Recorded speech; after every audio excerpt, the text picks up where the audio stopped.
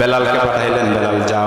গিয়ে দেখে বেলাল বলে আমি আলকামার ঘরের দরজায় পাড়ার কদম দিলাম, গিয়ে দেখি আলকামা নিজে নিজে পড়ছে লা ইলাহা ইল্লাল্লাহু মুহাম্মাদুর রাসূলুল্লাহ সাল্লাল্লাহু আলাইহি ওয়াসাল্লাম। আল্লাহর নবী বলেন এই পৃথিবীতে যদি জান্নাত পেতে চাও মায়ের পায়ের নিচে তোমার মাথা লুটিয়ে দাও। সুবহানাল্লাহ। আল্লাহর নবী বলেছেন মা বাবার খেদমত করো, মা বাবাকে সম্মান করো, ইজ্জত করো এবং তুমি তোমার সমস্ত সম্পদগুলো তাদের মাঝে বিলিয়ে দাও, তোমার সম্মান আকাশচুম্বী করে দেবেন আল্লাহ। বলেন সুবহানাল্লাহ। আল্লাহ তাআলা আমাদের সবাইকে মা বাবার খেদমত করার তৌফিক দান করুন। সকলে বলেন আমিন। আমা তৌফিক ইল্লা বিল্লাহ। আসসালামু আলাইকুম ওয়া রাহমাতুল্লাহি ওয়া বারাকাতুহু।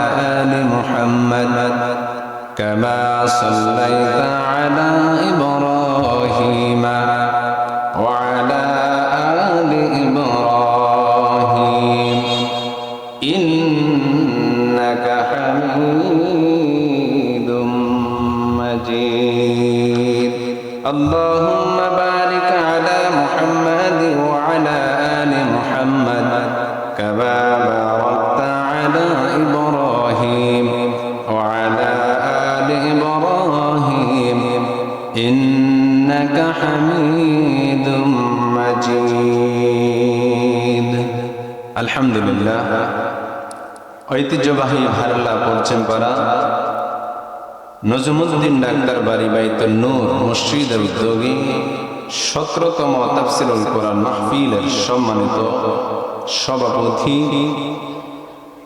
বিশিষ্ট ইসলামিক চিন্তাবিদ উস্তাজুল আসাতিজা হযরত মাওলানা আল আমিন সালিহি সাহেব ইমাম ও খতিব ভারুল্লাহ শাহ ইসরাইল কামিল মাদ্রাসা। আজকের মাহফিলের প্রধান বক্তা মুফতি মোহাম্মদ আলী সাহেব, প্রতিষ্ঠাতা পরিচালক মাদ্রাসাতুল হেদায়া ফেনী। আজকের মাহফিলের প্রধান আকর্ষণ আলহাজ মাওলানা নাসির আহমেদ সাহেব অত্যন্ত পাঞ্জল ভাষায়, অত্যন্ত সুন্দর ভাষায় যিনি বয়ান করেন, তাকরীর পেশ করেন। আরো আমন্ত্রিত উলামায়ে কেরাম এবং পর্দার অন্তরালের আমার মায়েরা বোনেরা সকলের প্রতি আমার আবারও আন্তরিক সালাম। আসসালামু আলাইকুম ওয়া রাহমাতুল্লাহি ওয়া বারাকাতুহু। আমরা সকলে মহান মনিবের দরবারে শুকরিয়া জ্ঞাপন করছি যে মহান মনি আমাদেরকে মায়া করে, দয়া করে, মহব্বত করে 10 মায়ের 10 সন্তানকে একত্রিত করে বেহেশতের বাগানে আসার এবং বসার তৌফিক আল্লাহ রাব্বুল আলামিন আমাদেরকে দান করেছেন। এজন্য আমরা সকলে মহান মনিবের দরবারে অবনীত চিত্তে সমস্ত স্পষ্টতা, হীনমন্যতা, অমনোযোগতা থেকে ছেড়ে দিয়ে আল্লাহ রাব্বুল আলামিনের শুকরিয়া জ্ঞাপন করছি। সকলে বলছি আলহামদুলিল্লাহ। মহান রব্বুল ইজ্জত ওয়াল জালাল বেহেশতের বাগানে আমাদেরকে এনেছেন, এতে আমরা খুশি না বেজার? খুশি, আলহামদুলিল্লাহ। আল্লাহর হাবিব মুহাম্মাদুর রাসূলুল্লাহ সাল্লাল্লাহু আলাইহি ওয়াসাল্লাম বলেন তাদারুসুল ইলমি সাআতাম মিনাল লাইলি খায়রুম মিনাল ইহইয়াহা। আল্লাহর পয়গম্বর নবী আরবি মুহাম্মাদুর রাসূলুল্লাহ সাল্লাল্লাহু আলাইহি ওয়াসাল্লাম ঘোষণা করেন, ও পৃথিবীর মানুষেরা, ও আমার উম্মতের দল, এই পৃথিবীতে আমি বেহেশতের বাগান যেখানে কোরআনুল কারীমের কথা বলা হয়, কোরআন এবং হাদিস থেকে কথা বলা হয়, বেহেশতের বাগান সাজানো হয়, এটা দুনিয়ার কোনো বাগান নয়। আল্লাহর হাবিব মুহাম্মদুর রাসূলুল্লাহ সাল্লাল্লাহু আলাইহি ওয়াসাল্লাম বলেন এটাকে নবী আরবি বেহেশতের বাগান বলে ঘোষণা করেছেন। সুবহানাল্লাহ। এজন্য আল্লাহর নবী বলেন তাদারুসুল ইলমি সাআতাম মিনাল লাইলি খায়রুম মিনাল ইহইয়াইহা। আল্লাহর নবী বলেন যে সমস্ত আমার উম্মতেরা, আমার বান্দা বান্দিরা দ্বীনি ইলম শিক্ষা করার জন্য, কোরআন এবং হাদিস থেকে দ্বীনি আলোচনা শোনার জন্য, উলামায়ে কেরামের জবান থেকে তাকরীর শোনার জন্য কিছু সময় আল্লাহর রাস্তায় ব্যয় করে নবী আরবি মুহাম্মদুর রাসূলুল্লাহ সাল্লাল্লাহু আলাইহি ওয়াসাল্লাম বলেন ওই ব্যক্তির আমল নামায় রাতভর নফল ইবাদত করলে যে সওয়াব হতো, দ্বীনি ইলম শিক্ষা করার জন্য, আল্লাহর রাস্তায় কিছু সময় ব্যয় করার জন্য যারা বসেছে, আল্লাহর নবী বলেন তাদের আমল নামায় রাতভর নফল ইবাদত করলে যে সওয়াব হয়, রাতভর নফল ইবাদতের সওয়াব প্রত্যেকের আমল নামায় লিখে দেওয়া হবে। সুবহানাল্লাহ। এজন্য আমার ভাইরা, এই সুন্দর সুজলা সুফলা শস্য শ্যামলা এমন একটি জান্নাতের বাগানে আমরা আসতে পেরেছি। আমার বন্ধুগণ, আল্লাহর নবী মুহাম্মদুর রাসূলুল্লাহ সাল্লাল্লাহু আলাইহি ওয়াসাল্লাম জান্নাতের বাগান সম্পর্কে আরো অসংখ্য হাদিস বলেছেন। আমি কোরআনুল কারীম থেকে আয়াতে কালিমা তেলাওয়াত করেছি। এই কোরআনুল কারীমের আয়াত আল্লাহ রাব্বুল আলামিন এমন ভাবে নাযিল করেছেন, আল্লাহ তাআলা বলেন অকাদা রাব্বুকা আল্লা তা'বুদু ইল্লা ইয়্যাহু ওয়া বিল ওয়ালিদাইনি ইহসানা। আল্লাহ রাব্বুল আলামিন বললেন, গোলাম ও পৃথিবীর মানুষেরা, আমি তোমাদের উপর দুইটা হক দিয়েছি। একটা হক হলো আমি আল্লাহ রাব্বুল আলামিনের হক, দ্বিতীয় হক হলো মা বাবার হক। সুবহানাল্লাহ বলেন। আল্লাহ রাব্বুল আলামিন কোরআনুল কারীমের মধ্যে বলেন ওয়াকাদা রাব্বুকা আল্লা তা'বুদু ইল্লা ইয়্যা। ওয়াকাদা রাব্বুকা, তোমরা ওই রবের ইবাদত করো, তোমরা ওই রবের গোলামি করো, তোমরা ওই রবের দাসত্ব করো যে রব তোমাদেরকে সৃষ্টি করেছে। এজন্য আল্লাহ রাব্বুল আলামিন বলেন এই আল্লাহ রাব্বুল আলামিনের হুকুম পালন করা, ইবাদত করা, এটা হলো আল্লাহ রাব্বুল আলামিনের হক। আল্লাহ রাব্বুল আলামিনের হকের পরে আল্লাহ রাব্বুল আলামিন বান্দাদের উপর হক দিয়েছেন, এর নাম হলো মা বাবার হক। সুবহানাল্লাহ। সন্তান মা বাবার হক পালন করবে, আল্লাহর হকের সঙ্গে সঙ্গে আল্লাহ রাব্বুল আলামিন তার বান্দাদেরকে মা বাবার হক আদায় করার জন্য আল্লাহর নবী আল্লাহ তাআলা নিজে কোরআনুল কারীমের মধ্যে বলেছেন। তারপরে বলেছেন ইয়া ওয়াকাদা রাব্বুকা আল্লা তা'বুদু ইল্লা ইয়্যাহু ওয়া বিল ওয়ালিদাইনি ইহসানা। ইহসান হলো আরবি শব্দ। ইহসান শব্দের অর্থ হলো সুন্দর ব্যবহার করা, কোমল ভাষায় কথা বলা, নরম আচরণ করা, মা বাবার সঙ্গে ধমক দিয়ে কথা না বলা, মা বাবার সঙ্গে রক্ত গরম করে চোখ রাঙিয়ে ঘাড় মোটা করে মা বাবার সঙ্গে কথা বলতে নিষেধ করেছেন আল্লাহ। আল্লাহ বলেন ওয়াবিল ওয়ালিদাইনি ইহসানা, তোমরা পিতা মাতার প্রতি ইহসান করো, তাদের প্রতি সুন্দর আচরণ করো, সুন্দর ব্যবহার করো। ওয়াবিল ওয়ালিদাইনি ইহসানা, মা বাবাকে ধমক দিও না। আল্লাহ তাআলা বলেন ওয়ালা তানহারহুমা, বর্ষিন কালেও তোমরা মা বাবাকে ধমক দিও না, কারণ মা বাবাকে যদি ধমক দাও, মা বাবা যদি তোমার প্রতি কষ্ট নেয়, রাগ করে, তোমার জীবনের সমস্ত আমলগুলো বরবাদ হয়ে যাবে। বলেন নাউযুবিল্লাহ। এজন্য আমার ভাইরা, আল্লাহর নবী মুহাম্মদুর রাসূলুল্লাহ সাল্লাল্লাহু আলাইহি ওয়াসাল্লাম ঘোষণা করেন, আল্লাহর নবী সাহাবী এসে জিজ্ঞাসা করলেন ইয়া রাসূলুল্লাহ, ইয়া হাবিবাল্লাহ, আইয়ু আমালু আহাব্বু ইলাল্লাহি আযজা ওয়া জাল্লা। আল্লাহর নবী বলেন, আল্লাহর নবীকে জিজ্ঞাসা করলেন ইয়া রাসূলুল্লাহ, ইয়া হাবিবাল্লাহ, আমরা যে আমল করি এই আমলের মধ্যে বড় বড় আমল কোন কোনটি?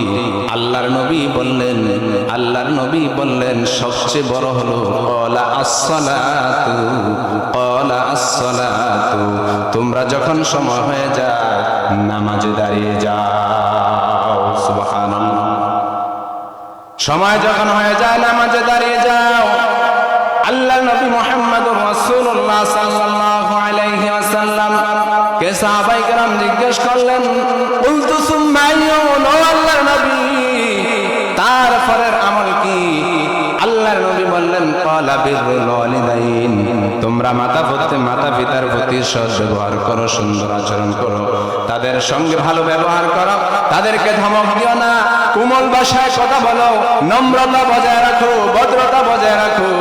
আল্লাহর নবী মুহাম্মদুর রাসূলুল্লাহ সাল্লাল্লাহু আলাইহি ওয়াসাল্লাম এই কথা বলেছে কারণ আল্লাহর নবী মুহাম্মদুর রাসূলুল্লাহ সাল্লাল্লাহু আলাইহি ওয়াসাল্লাম মা বাবার প্রতি ইহসান করা, মা বাবার প্রতি দয়া করা, এটা হাদিসের মধ্যে নবী আরবি মুহাম্মদুর রাসূলুল্লাহ সাল্লাল্লাহু আলাইহি ওয়াসাল্লাম ঘোষণা করে দিয়েছেন। সুবহানাল্লাহ। আমার ভাইরা, মা বাবা এত বড় সম্পদ, এত বড় নিয়ামত, যে মা বাবার কারণে পৃথিবীর জমিনে আসছি। মায়ের এবং মা বাবার এক ফোঁটা নাপাক পানির কারণে, যে পানি আমাদের গায়ে লেগে পড়ে গোসল ফরজ হয়ে যায়, গোসল ছাড়া কোনো কাজ করা যায় না, ভালো কাজ করা যায় না, নামাজ পড়া যায় না, শরীর অপবিত্র হয়ে যায়। এমন এক ফোঁটা নাপাক পানি দিয়ে আল্লাহ রাব্বুল আলামিন এত দামি মানুষ বানাইলেন। এই নাপাক পানিটা মায়ের রেহেমের ভিতরে যখন ঢুকে যায়, ওই নাপাক পানিটা একটা সময় মায়ের রেহেমের ভিতরে, অন্ধকারের ভিতরে রক্ত হয়ে যায়। রক্ত হওয়ার পরে গোশতপিণ্ডে আকার ধারণ করে। তারপরে আল্লাহর হাবিব মুহাম্মদুর রাসূলুল্লাহ সাল্লাল্লাহু আলাইহি ওয়াসাল্লাম বলেন, রক্ত হওয়ার পরে সেটা একটা দেহের ভিতরে ধারণ করে। তারপরে আল্লাহ রাব্বুল আলামিন শরীরে রক্ত মাংস দিয়ে ভরপুর করে দেন। এমন অন্ধকার, নিপুণ একটা অন্ধকার রেহেমের ভিতরে, এত অন্ধকার ভিতরে যেখানে কোনো আলো নাই, বাতাস নাই, ওই সুন্দর অন্ধকার জায়গায় আল্লাহ রাব্বুল আলামিন আমাকে আপনাকে কত সুন্দর করে বানাইলেন। সুবহানাল্লাহ। এজন্য আমার ভাইরা, আল্লাহ রাব্বুল আলামিন বলেন, কাইফা তাকফুরুনা বিল্লাহি ওয়া কুনতুম আমওয়াতান ফাআহইয়াকুম সুম্মা ইউমীতুকুম সুম্মা ইউহয়ীকুম সুম্মা ইলাইহি তুরজাউন। আল্লাহ বলে, গোলাম, মায়ের রেহেমের ভিতরে, অন্ধকারের ভিতরে যেখানে আলো নাই, বাতাস নাই, ওই অন্ধকার জায়গায় তোমাকে আমি কত সুন্দর করে বানাইলাম, তোমাকে আমি কত সুন্দর বডি দিয়া, তোমাকে আমি কত সুন্দর চেহারা দিয়া, আকৃতি দিয়া, প্রাকৃতি দিয়া তোমাকে আমি বানাইলাম। ও বান্দা, মা 10 মাস 9 মাস 10 মাস তোমাকে পেটে ধারণ করলাম, তারপরে পৃথিবীর জমিনে আসলাম। পৃথিবীর জমিনে আসার পরে মা, তুমি ছোট্ট পৃথিবী যখন তুমি জন্মভূমি হলা, জন্ম যখন হলো, তোমার ওয়া ওয়া করে কান্না ছাড়া কোনো পথ ছিল না। তুমি ওয়া ওয়া করে কান্না করতে, তোমার খিদা লাগলে বলতে পারতা না। তুমি যদি কান্না করতা, মা বুঝতে পারতো আমার সন্তানের খিদা লেগেছে, ঠিক কিনা বলেন? এই জন্য আল্লাহ তাআলা বলেন, বান্দা, তোমরা ওই মা বাবার প্রতি ইহসান করো। মায়ের খিদা, সন্তানের খিদা লাগলে, কান্না করলে মা পেরেশানি হয়ে যায়। সন্তানের অসুস্থ হলে মা পেরেশানি হয়ে যায়। সন্তানের জ্বর হলে মা পেরেশান হয়ে যায়। সন্তানের ঠান্ডা লাগলে পরে মা পেরেশান হয়ে যায়। রাত ভর মা জেগে জেগে, রাত ভর মা জেগে জেগে কিছুক্ষণ পর পর তোমার প্রস্রাবের খাতাগুলো, প্রস্রাবের নেকড়াগুলো বারবার পাল্টিয়ে দেয়। প্রস্রাবের নেকড়াগুলো যখন শেষ হয়ে যায়, তুমি প্রস্রাব করে দিছো বিছানার ভিতরে, ভিজা বিছানার ভিতরে তোমাকে মা শোয় নাই, আমাকে মা ভিজা বিছানার ভিতরে শোয় নাই। মা আমাকে তোমাকে এত মায়া করে, মোহব্বত করে, মায়ের এই বুকের উপর তোমাকে স্থান করে, মায়ের দেহ থেকে তোমার শরীরে তাপ দেওয়ার ব্যবস্থা করে দিয়েছেন। সুবহানাল্লাহ। এজন্য আমার ভাইরা, মায়ের সাথে খারাপ আচরণ করা যাবে না, বাবার সাথে খারাপ আচরণ করা যাবে না। অনেক যুবক রয়েছে রাস্তাঘাটে বন্ধু বান্ধবের সাথে সুন্দর ব্যবহার করে, এমন সুন্দর আচরণ মনে হয় যেন ফেরেশতা। ঘরে যখন ঘরে ঢুকে চিরিক নিয়ে কথা বলে, দমক দিয়ে মাকে কথা বলে, এমন যুবক আছে না? আমার ভাইরা, আল্লাহর নবীর সাহাবী, এমন একজন আল্লাহর নবীর জলিল কদর একজন সাহাবী ছিলেন হযরত আলকামা রাদিয়াল্লাহু তাআলা আনহু। আলকামা রাদিয়াল্লাহু তাআলা আনহু নবীর একজন অন্যতম সাহাবা ছিলেন। ওই আলকামা রাদিয়াল্লাহু তাআলা আনহু ওই নবীর এমন একজন সাহাবী ছিলেন। আলকামা রাদিয়াল্লাহু তাআলা আনহু অসুস্থ হয়ে পড়লেন। অসুস্থ হয়ে যাওয়ার পরে আল্লাহর নবী মুহাম্মদুর রাসূলুল্লাহ সাল্লাল্লাহু আলাইহি ওয়াসাল্লামের কাছে আলকামার বিবি গিয়ে বলল, ইয়া রাসূলুল্লাহ, আমার স্বামী অসুস্থ হয়ে পড়েছে, আমার মনে হয় আমার স্বামী আর পৃথিবীতে বাঁচবে না, তবে আমার স্বামীর জন্য একটু দোয়া করেন। আল্লাহর নবী মুহাম্মদুর রাসূলুল্লাহ সাল্লাল্লাহু আলাইহি ওয়াসাল্লাম, হযরত বেলাল রাদিয়াল্লাহু তাআলা আনহু, হযরত সালমান ফারসি রাদিয়াল্লাহু তাআলা আনহু, হযরত এরকম কয়েকজন সাহাবী পাঠায় বললেন, যাও যাও, বেলাল কি অবস্থা আছে একটু গিয়ে দেখো। তারা গিয়ে দেখলেন আলকামা রাদিয়াল্লাহু তাআলা আনহু বিছানার মধ্যে শুয়ে আছে। আলকামাকে বলল, আলকামা তুমি কালেমা পড়ো, তুমি মৃত্যু শয্যায় পড়ে গেলা। আলকামা কালেমা পড়তে পারে না, জবান দিয়ে কালেমা আসে না। আল্লাহর নবীর কাছে বেলাল আসলেন, বললেন, ইয়া রাসূলুল্লাহ, ইয়া হাবিবাল্লাহ, নবী গো, আলকামা তো কালেমা পড়তে পারে নাই, আলকামার জবান থেকে কালেমা আসে নাই। আল্লাহর নবী বললেন, আলকামার কি অবস্থা, আলকামার বাড়িতে কে আছে? বললেন, আলকামার বাড়িতে একজন বৃদ্ধ মা আছে, বাবা বেঁচে নাই। আল্লাহর নবী বললেন, ও বেলাল, তুমি যাও আলকামার মায়ের কাছে যাও, গিয়ে বলো, আলকামার মা, আল্লাহর নবী বলেছে আপনি যদি নবীর দরবার যেতে পারেন তাহলে আপনাকে যাওয়ার জন্য বলেছে, আর যদি না যেতে পারেন নবী মুহাম্মদুর রাসূলুল্লাহ সাল্লাল্লাহু আলাইহি ওয়াসাল্লাম আপনার দরবারে হাজির হয়ে যাবে। আলকামার মা বললেন, না, আল্লাহর পয়গম্বর আমার কাছে আসবে, কষ্ট করে তা হতে পারে না, আমার জীবন কুরবানি হয়ে গেল, আমি আল্লাহর নবীর কাছে পৌঁছবো। সুবহানাল্লাহ কোন। আল্লাহর নবী মুহাম্মদুর রাসূলুল্লাহ সাল্লাল্লাহু আলাইহি ওয়াসাল্লামের কাছে আলকামার মা কষ্ট করে লাঠিতে বর করে করে এসে আল্লাহর নবীর কাছে হাজির হয়ে গেলেন। আল্লাহর নবী জিজ্ঞাসা করলেন, ও আলকামার মা, আপনার আলকামা কেমন ছিল? মিথ্যা কথা বলবেন না, কারণ মিথ্যা বললে আমার কাছে ওই চলে আসে। মিথ্যা কথা যদি আপনি বলেন আমার ভয়ে, তাহলে আপনি ধরা খেয়ে যাবেন। আলকামার মা বললেন, ইয়া রাসূলুল্লাহ, আমার আলকামা তো আপনার প্রিয় সাহাবী ছিল, নামাজ পড়তেন, রোজা রাখতেন, হজ করতেন, যাকাত দিতেন, নফল ইবাদত করতেন, তাহাজ্জুদ নামাজ পড়তেন এবং আপনার সঙ্গে সুন্দর আচরণ করতেন। বলল, হ্যাঁ বুঝেছি, আপনার সঙ্গে কি আচরণ করেছেন?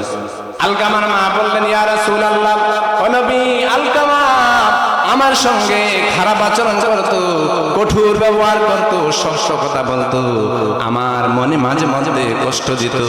আল্লাহর নবী মুহাম্মদুর রাসূলুল্লাহ সাল্লাল্লাহু আলাইহি ওয়াসাল্লাম বেলালকে বললেন, বেলাল, ও বেলাল, তুমি কিছু লাকড়ি জোগাও, লাকড়ির ভিতরে আগুন দিয়ে জ্বালায় দাও। আগুন জ্বালানোর পরে আল্লাহর নবী মুহাম্মদুর রাসূলুল্লাহ সাল্লাল্লাহু আলাইহি ওয়াসাল্লাম বললেন, যাও ওই লাকড়ির আগুনের জ্বলন্ত আগুনের ভিতরে আলকামাকে জ্বালিয়ে পুড়ে ধ্বংস করে দাও। আলকামার মা বললেন, ইয়া রাসূলুল্লাহ, আমি সহ্য করতে পারবো না, আমার সন্তান আমার সামনে আগুনে পড়ে যাবে। নবী যে বললেন, আলকামার মা, তাহলে তোমার সন্তানকে তুমি মাফ করে দাও, কষ্ট ভুলে যাও। নবীজির সামনে বললেন, ইয়া রাসূলুল্লাহ, আমি কষ্ট ভুলে গেলাম।